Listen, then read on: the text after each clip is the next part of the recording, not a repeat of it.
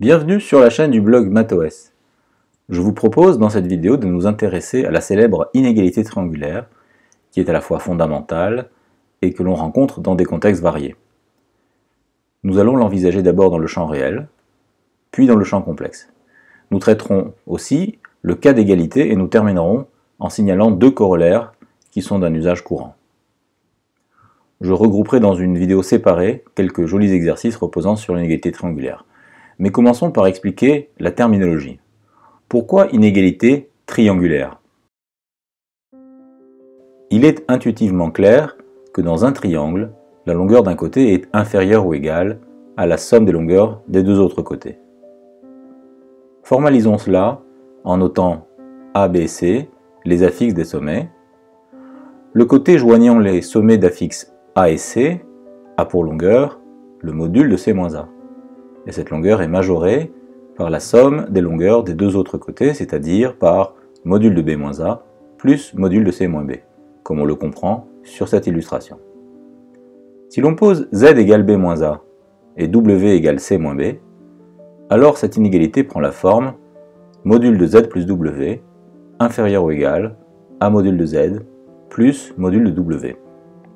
Voici donc l'inégalité triangulaire, et c'est précisément cette inégalité que nous allons établir rigoureusement.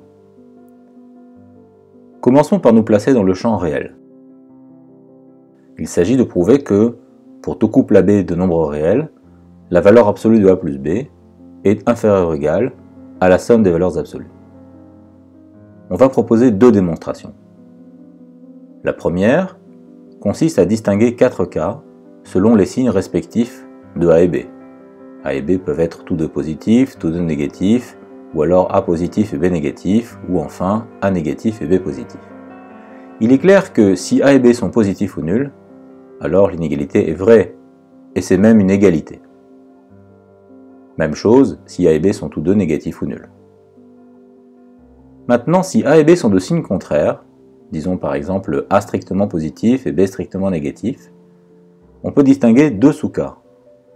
Tout d'abord, si A est supérieur ou égal à moins B, alors A plus B est positif ou nul, et il s'agit de prouver que A plus B est inférieur ou égal à A moins B, ce qui est évident puisque B est négatif.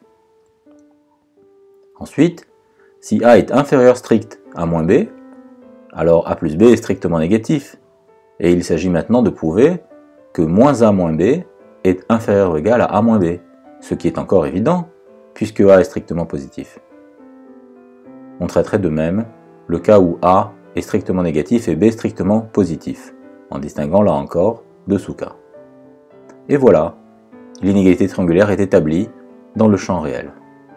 On s'en est sorti, mais c'est tout de même assez pénible d'envisager tous ces cas particuliers, et on préférerait une approche plus globale. C'est ce que va apporter notre seconde démonstration. L'idée de base est classique. Comparer deux réels positifs revient à comparer leurs carrés. J'avais d'ailleurs insisté sur ce point dans une ancienne vidéo consacrée aux propriétés des racines carrées. Vous pouvez, si vous voulez, aller y jeter un œil en cliquant sur le lien qui apparaît en haut de l'écran. D'une part, le carré de la valeur absolue de A plus B se développe et donne A carré plus B carré plus 2AB. Et d'autre part, le carré de valeur absolue de A plus valeur absolue de B se développe aussi pour donner A carré plus B carré plus 2 fois valeur absolue de A qui multiplie valeur absolue de B. Et l'on doit donc comparer ces deux nombres. Mais c'est complètement évident puisque 2AB est majoré par sa propre valeur absolue, qui n'est autre que 2 fois valeur absolue de A qui multiplie valeur absolue de B. Et c'est réglé. Il est donc établi que le carré de la valeur absolue de A plus B est inférieur ou égal au carré de la somme des valeurs absolues. Et il en résulte aussitôt la même inégalité mais sans les carrés.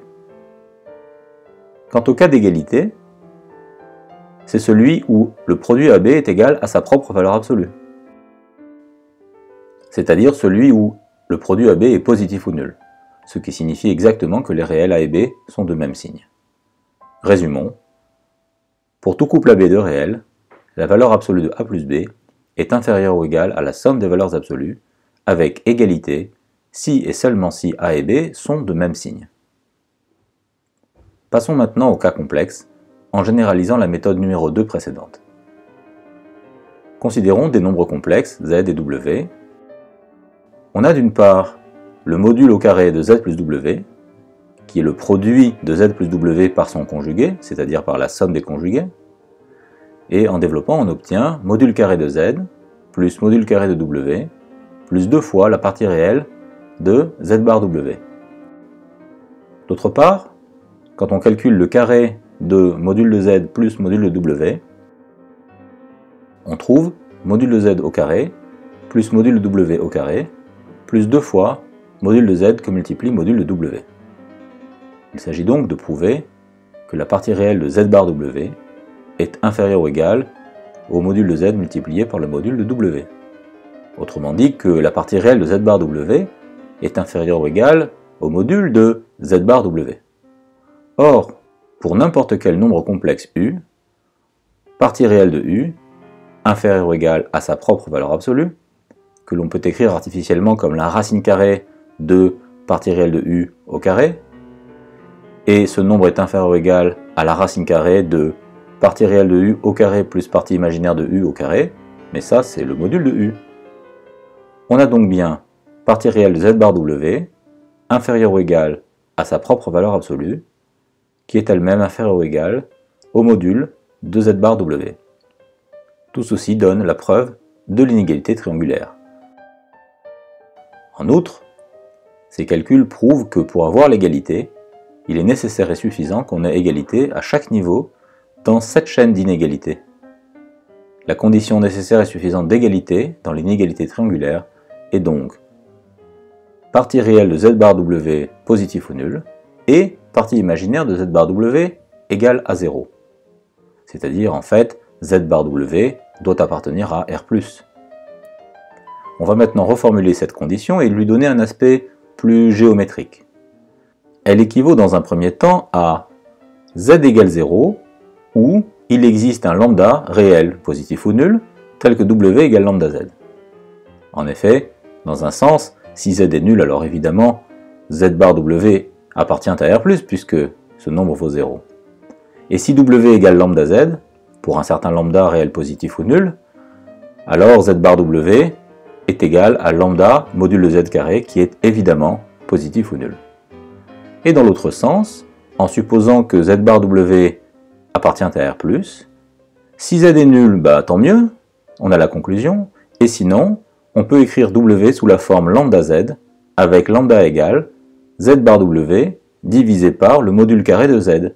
Mais ça, c'est bien un réel positif. Finalement, le cas d'égalité dans l'inégalité triangulaire est celui où z et w appartiennent à une même demi-droite d'origine 0. Autrement dit, ou bien l'un au moins de ces deux nombres, z ou w, est nul, ou bien ils ont le même argument. Cette phrase peut paraître inutilement compliquée, mais rappelons qu'on s'interdit de parler de l'argument du nombre complexe 0. Terminons en signalant deux corollaires.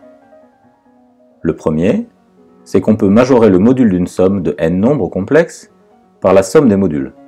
Mais pas seulement pour n égale 2. En fait, pour tout entier n supérieur ou égal à 2, et pour tout n uplé z1, zn de nombres complexes, on a le module de la somme des zk, pour k variant de 1 jusqu'à n, qui est inférieur ou égal à la somme des modules. Ceci se prouve immédiatement par récurrence sur n. L'initialisation, c'est le cas n égale 2, qu'on a déjà traité, et si on suppose que cette inégalité est vraie pour un certain n, on se donne alors n plus 1 nombre complexe, z1, etc. jusqu'à z indice n plus 1. On écrit que le module de leur somme peut s'écrire artificiellement comme le module de la somme de deux nombres complexes, à savoir d'une part la somme de 1 à n, et d'autre part z indice n plus 1. On applique alors le cas n égale 2 pour majorer ceci par le module de la somme des zk pour k de 1 à n plus le module de z indice n plus 1, et on fait alors appel à l'hypothèse de récurrence pour terminer. Voici maintenant le second corollaire. Si z et w sont des nombres complexes, alors la valeur absolue de la différence des modules est inférieure ou égale au module de la différence. Comment prouver cela? Eh bien, comme chaque fois qu'il s'agit de prouver une inégalité du type valeur absolue de grand X inférieure ou égale à grand Y, on prouve en fait que X et moins X sont tous les deux inférieurs ou égaux à grand Y. On commence par écrire que le module de Z, c'est le module de Z moins W plus W, que l'on majore, inégalité triangulaire, par le module de Z moins W plus le module de W. Et donc bien sûr, en retranchant le module de W à chaque membre, on obtient module de Z moins module de W inférieur ou égal à module de Z moins W. Mais dans cette histoire, Z et W sont absolument quelconques, et en particulier on peut les échanger, ce qui donne module de W moins module de Z inférieur ou égal à module de Z moins W.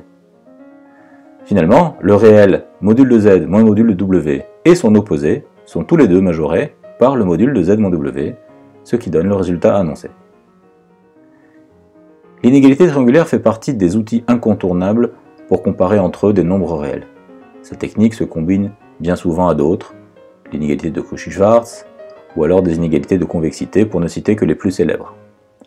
Je vous propose de nous retrouver dans une autre vidéo pour illustrer ces questions à l'aide d'exemples. En attendant, je vous remercie de me laisser un commentaire si cette vidéo vous a été utile, et je vous incite également à aller visiter le blog math-os, dont l'adresse apparaît en bas de l'écran.